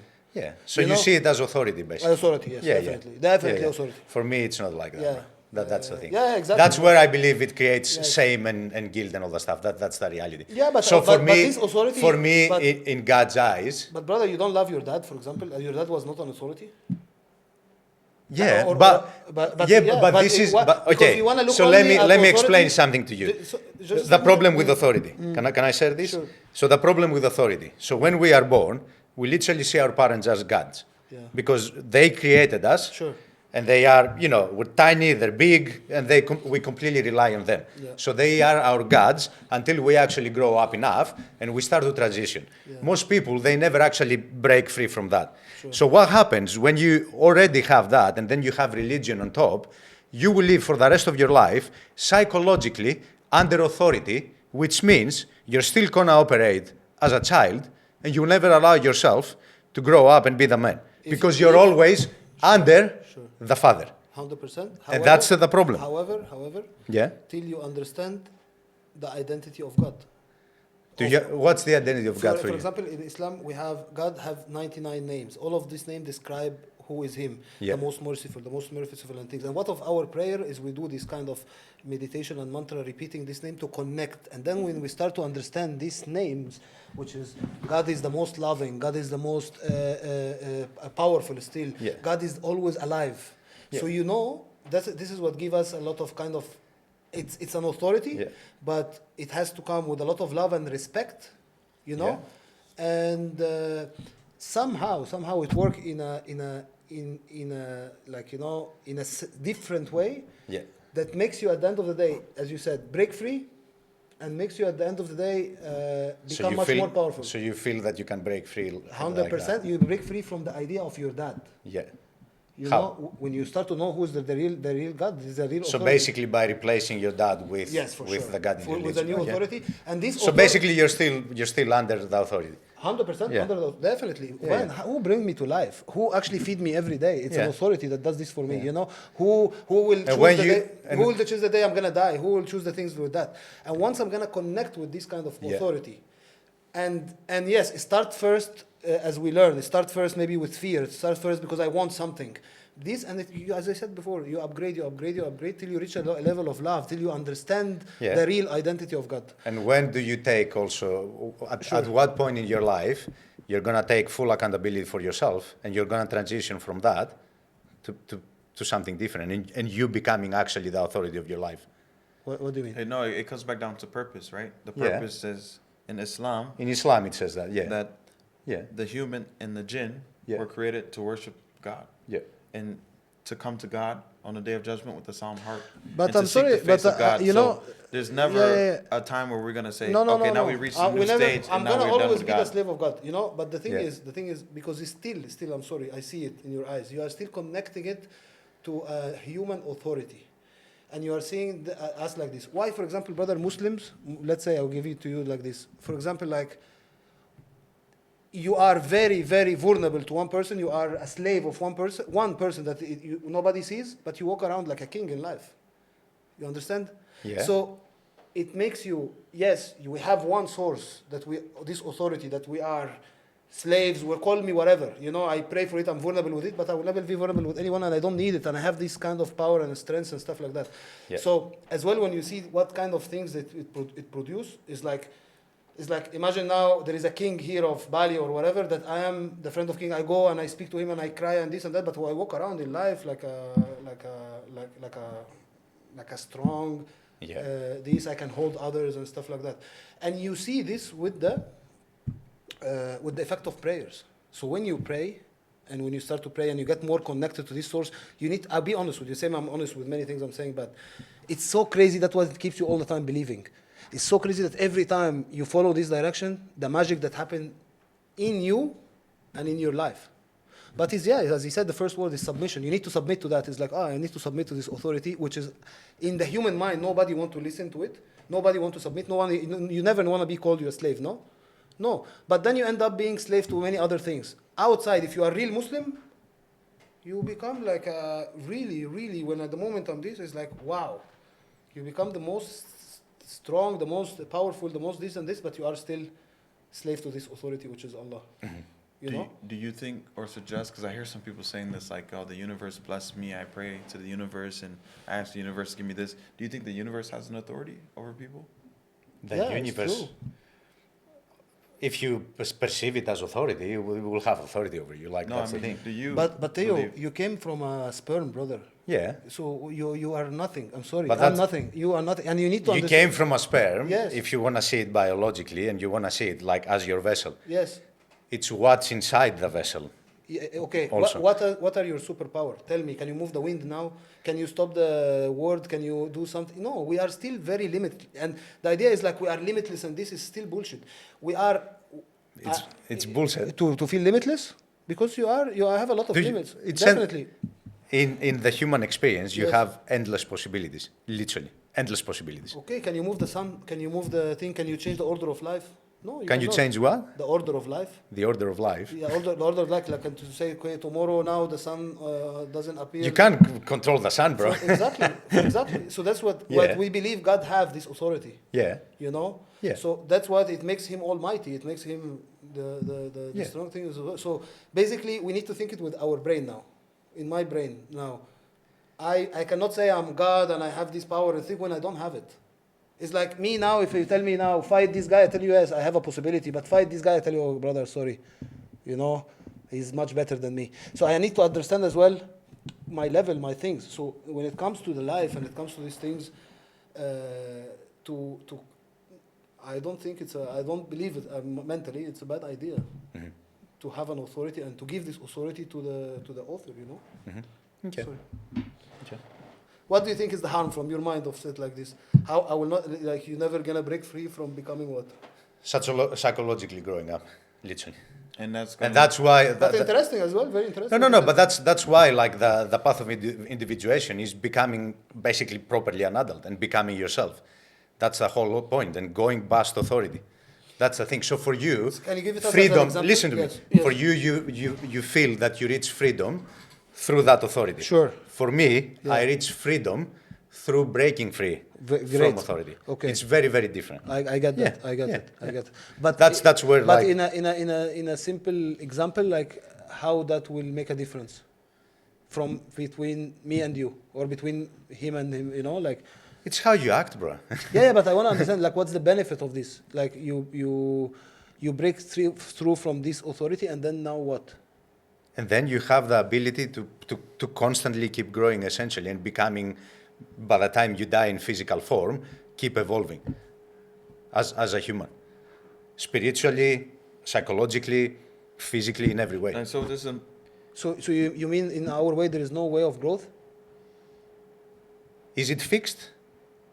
No, it's never. It's all the time. What do you mean? How do you explore yourself psychologically? Because you are telling me how you explore yourself spiritually.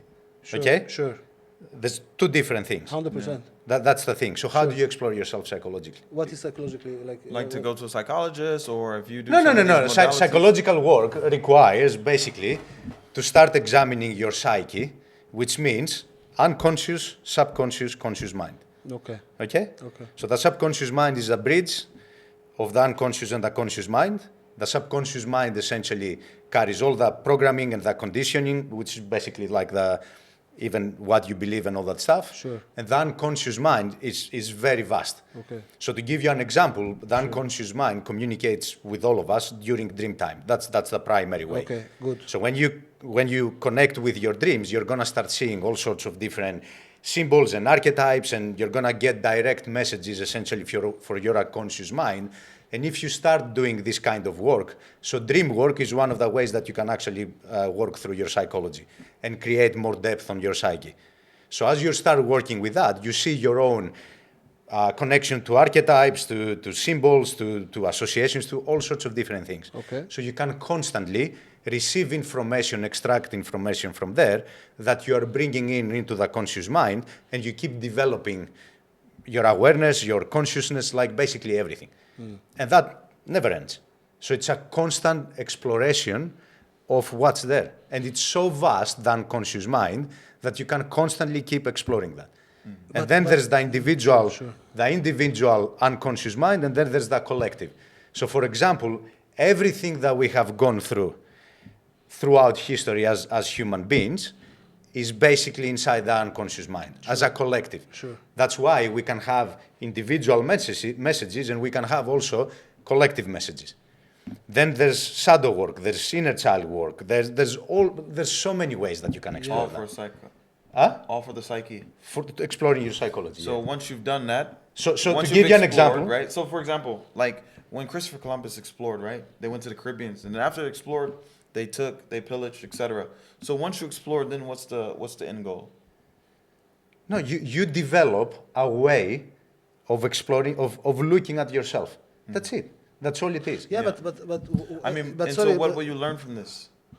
No, you will learn a lot about You yourself. learn so much, so bro. much about Yeah. yourself. Like, the way when I tried these things, it helped a lot. Yeah. But what I understand is like, I don't see. No, I No, know, no, but we I don't keep saying see- a but I lot. don't- But give me one example. That's what I'm saying. Uh, Like, we keep saying a lot. Like, you're gonna learn something about yourself. Yeah. Like, for example, You're gonna learn about, for example, just one. huh? Just give me one example. Well, you can first of all see example of trauma and your wounds, and you can actually see psychologically, for example, So things. then, once you identify Yeah. this trauma, then you apply Islam to heal this trauma. Or Islam, like, what's the next step? Once you identify the trauma, what's the next step? you're literally, the whole point is basically to evolve from childhood psychology to adulthood. Okay. That's it. So actually becoming from a boy to a man. Let me give you an example. So for thousands of years in human history, before we actually went into civilization, we were into the tribal setting. Okay? Okay. Tribal setting. For all of us, for humans, as a Sure. collective. So we evolved from that. In the tribal setting, you had everybody working as a unit, because in order to survive, we had to work as a unit, as one. Okay. That's the one is there. The way, how they actually developed the boys, it was through initiations and rites of passage. Okay. So essentially, the boy has to stay with the mother until they're 7, 9 years old, and then the men, they take the boy, they take it through an initiation process, through going through something hard, the ordeal, through teaching it how to be a man, which essentially that was a process for them to transition the boy from being a boy psychologically to becoming a man. Okay. Okay? That's one example of a way that you can progress psychologically. And even if you see, when we were in the tribal setting, we were so connected with the earth, with the sun, with the sky. We were so connected essentially with spiritually. We were so connected with the dreams. And that's how we started creating even art, like you can see it from everything that was produced for thousands of years. Yeah. So before that, during that phase, you didn't have religion. I mean, that's your argument. Yeah. That's not just an argument, it's a fact. It's your argument. No, no, No, it is your It's argument. argument. So what do you believe? We believe that messages were coming from. I believe Islam was yeah. always here. Submission has always been here. It was always here. Yes. No, So but- you think everything started with Islam? Yes. No, Islam, not I this. do. It's not Islam of like the Prophet Muhammad was the last version. You understand? But now we are going to. I'm not into- talking So about wait, who- 6th century Arabia, brother. Bro, When I say wait. Islam. So you're gonna change human history. Wait. So you're telling me that there was never tribes? No, there were Who said tribes. there wasn't tribes? There was even tribes with Muhammad. Muhammad was a part of a tribe. Yeah. No, but there So- were always tribes. What do you mean? No, So when did Islam start? no, it's, with Islam other is prophets, from with the other, beginning. You know. Where's the beginning, bro? With Adam. So you believe in Adam? Yeah, I for believe sure. in Adam. Okay, yes. that makes it very, very clear. Okay, Yeah. okay, Yeah, okay. for sure, we believe That's where the difference is. Yes. So you believe that everything started with Adam. So you believe that story. Yeah. Okay. Yeah. Okay. Cool. Yeah. Cool. Yeah. Yeah. Yeah. Okay. No, for me it's not like So, but back to my question, because Yeah. it still wasn't answered. Like, in regards to once they explore and they discover the trauma, then what's the next step? it's not that trauma. It's literally developing your psychology Okay. and evolving psychologically. So give me another example other than the trauma one. So the things that you basically hide through in religion, basically your darkness, facing your shame, your sexuality, your urges, your desires, your fears. That's all part of the shadow self essentially. Okay. Yeah. So these shames. So once you find that shame, then what's the next step? It's literally working through that. And- To explore it more. It's not about acting from shame. The people that they do bad things, even a lot of people that are inside jail, for example. Let's say in gambling. prison. So gambling Yeah. is not permissible in Islam. Yeah. But we know gambling can be an addiction. Can be, that doesn't mean it will be. Yeah. Yeah. But for the person who is an addiction that already Yeah. sold their mortgage and they use the money, Yeah, clearly yeah. an addiction. Yeah.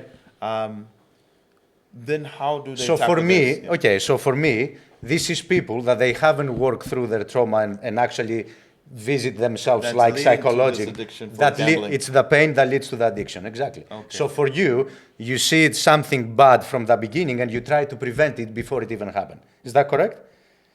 There's a Are there- prevention, yes. Are there Muslims that they have a gambling problems? Absolutely. Exactly. So have you stopped that? How do we stop them? Yeah, no, but that's the thing. Can No, your but a real Muslim will not have this problem. This is again what we're gonna come. I back don't to. think it's necessary. Because again, also, brother, like- you are putting me the best version of what you are. But bro, believing. this is the thing that I'm explaining to you. No, I'm telling when you. you actually do no, Okay, listen don't to know. me. One let's second, talk. one Let's second, talk one about second. something. Let's talk about something that we all know. Yeah, Okay. Yeah. Let's talk about fighting. yeah, Now, if I give you the example of like, there are many Muslims who lose in the fights, yes. But if I give you the version of Islam and Khabib that they are dominating everyone and like this, because why? They are embracing part of the Islam, of the discipline, of the praying, of the strength. yeah. and But all you can have discipline without Islam, bro. Yeah, Yes. 100%. Yeah, 100%. yeah. But at the end of the day, who is dominating now because of this? You understand? Yeah, but there's others that dominating also, bro. Yeah. That they are not Islamists. That's what I'm saying, bro. I get that. Discipline is a skill that you need to develop as a man, bro. Same. As a man without discipline, you're fucked. I disagree with Yeah. one thing. Yeah. The statement that it's not about a real Muslim or not real Muslim, because if we say a real Muslim, the Quran says believers should not kill other believers. Yeah. But have real Muslims killed other real Muslims? Yes, it Yeah, has. so it's not. But I just want to correct that because I do myself injustice if I hear that on camera and I don't correct that. It's not about real Muslim and fake Muslim. There's people who we would consider real Muslims that also have maybe they fall short of discipline sometimes, Yeah. because this is a part of human nature, and it's actually very difficult to compare Islam to a toolbox of modalities that actually in the end can come to a similar route. I feel what the brother is saying, that there's a lot of exploration in his life, whether it's through sexualities or some of the other things that he mentioned, that's going to allow someone to find maybe their purpose and their happiness and be able to deal with some past baggage. I find that there are Muslims who actually experience some of these things as well, and they end up just coming back to Islam and finding out like, wow, this was the right path for me all along. But okay. You know what I mean? Not to shit on what he's saying. He's saying something very powerful and good, which is No, I don't think you should know what he's saying. No, but I'm just saying something is good, which is basically, when you are not able, if you're gonna be all the time living with the version of people have just handed it to you without being able to go out of it and check yourself and to discover yourself a little bit, then you will never live on your potential or what you have to discover and see. You know, that's right. Yeah, yeah. But what I'm saying, because you are now coming back, so I hear you, yeah? But at the same time, I don't think that me, for example, being a Muslim and believing in everything like that, what that have to stop me to come to you and tell you, okay, brother, I want to. You can, bro. But that's what I'm saying. I've worked with a lot of Muslims. But you are. I'm seeing you saying that, okay, but you just being a Muslim will stop you from evolving in one moment. It seems like I'm gonna work in certain point, but in one I will not step over. No. Just Islam. Yeah. Without doing the rest is limited. That's what I'm saying. Yeah, and that's what I'm saying. So this is actually the point of contention where we actually disagree. You get what I'm saying? Yeah. Like we know that there's breath work, meditation, or some medicines that could be beneficial, without a doubt. But And psychological work. I also believe that Islam is capable, standing by itself. Okay, so to you feel accomplish it's what you're complete. suggesting. So you're complete. Yes, Okay, I do believe that. That's why I was asking you the questions from the beginning. But again, guys, sorry, we're talking about two different things. Because, for example, like Islam, if I just, it's like we are asking, if you just do Islam and you pray every day in the mosque, will you become the best fighter in the world? No, we're not talking about Yeah, fighting, but though. But no, we're no, but talking we're talking- about a spiritual, No, as well as psychological. This is now, he said psychological. Now we're talking Yeah. about psychology. No, psychology, Islam will put you in one way and then go discover it in psychology. Same like I have to learn about gym and about nutrition from a different science. Yeah, no, but those two that's different why I things. ask him, bro. Like Yes. for him, he feels without doing anything else, just with Islam, he feels he's complete. That's what you Yes, said. I believe Okay. that on a spiritual, psychological, Islam was complete. And psychological. In psychological. Psychological, I think. I don't think- agree with that. Okay, So that's why, so you can understand my way. But- I believe Yeah. mind, body, and spirit, and you have to work in every level. So Yeah. you may have a spiritual methodology or framework or method or path, whatever you follow, but you still have to do the rest. Sure. That's it for me. But- So, No, like, guys, please let's don't go say- back to this one more Yeah, time. sure. Just give me the top 3 things you do to work psychologically. The top 3 things you do to work psychologically. Dream work, shadow work, inner child work. Okay, just 3. So, Yeah. Dream work. What is dream work? Working with your dreams and connecting with the unconscious mind. For example, what Like is what- like, So you the method? record your dreams, and then you actually start to actually understand your own unique symbols and associations, and you understand the archetypes that may show up, and you start basically working with that psychologically.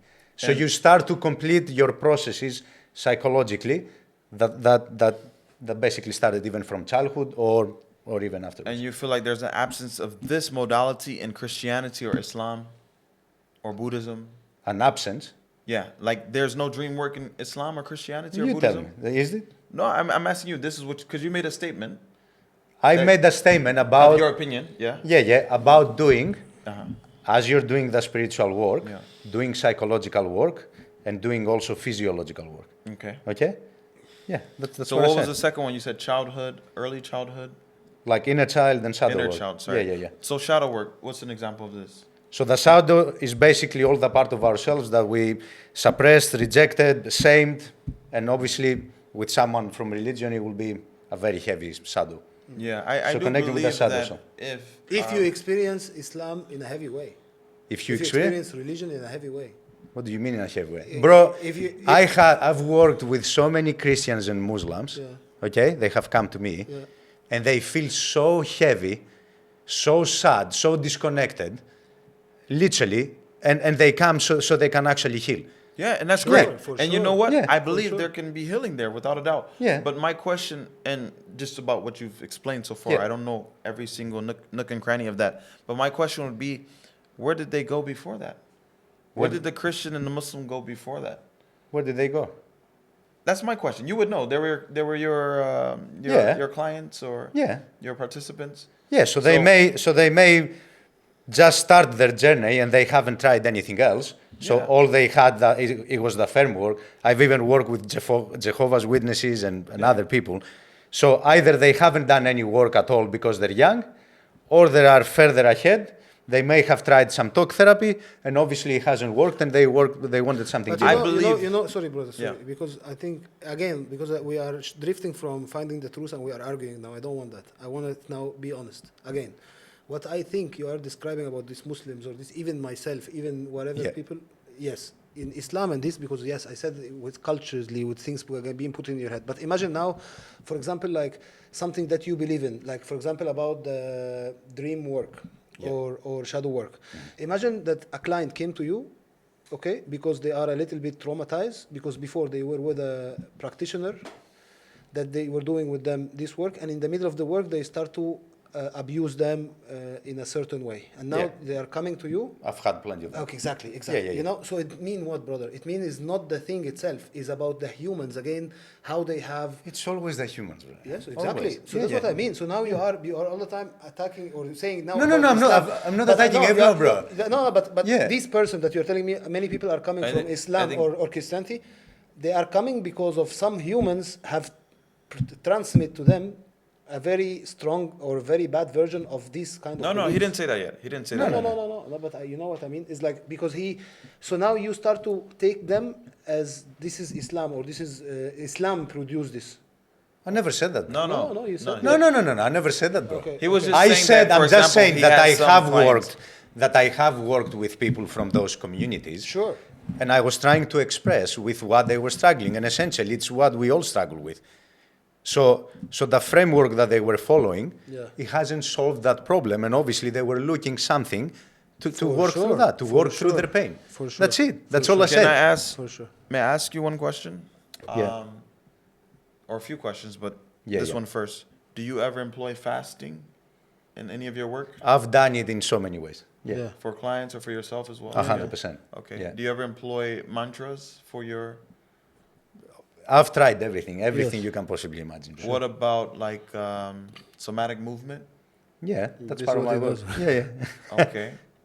Any type of like other than mantras, like any type of like melodious singing or chanting? Yeah, 100%. Yeah. Yeah. I'm singing, I'm So, playing I mean- instruments, yeah, everything. Yeah. And what about like bhakti yoga? Are you familiar with bhakti yoga? I've done different from the yoga, not that. Yeah. Yeah. Service to others, right? Could that be a method that you employ as well? Which method? Like giving service to other, maybe it's like feeding the needy or the poor or something. Yeah. Yeah. So I mean, it seems like within this method, 2 minutes, yeah? Yeah, Jesus. it seems like in this method, modalities from Islam also exist as well. Yeah. You understand? But I do believe that in the Quran, that is the truth, and God tells us in the Quran that the Quran is a mercy and a healing, a shifa. So it's Yeah. also a healing as well. And I do. So again, I stand on that strongly, that I do believe that Islam as itself has the potential to work with individuals spiritually as well as psychologically. Okay.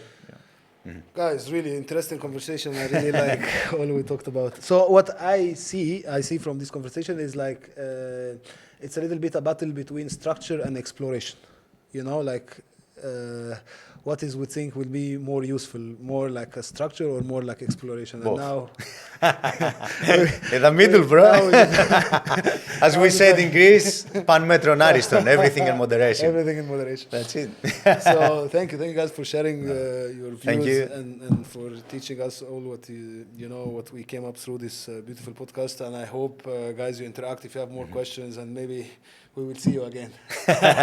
Thank you, brother. Thank you guys. Thank you. Thank you, bro. Appreciate it. Appreciate it. Thank you, bro. Thank you, bro.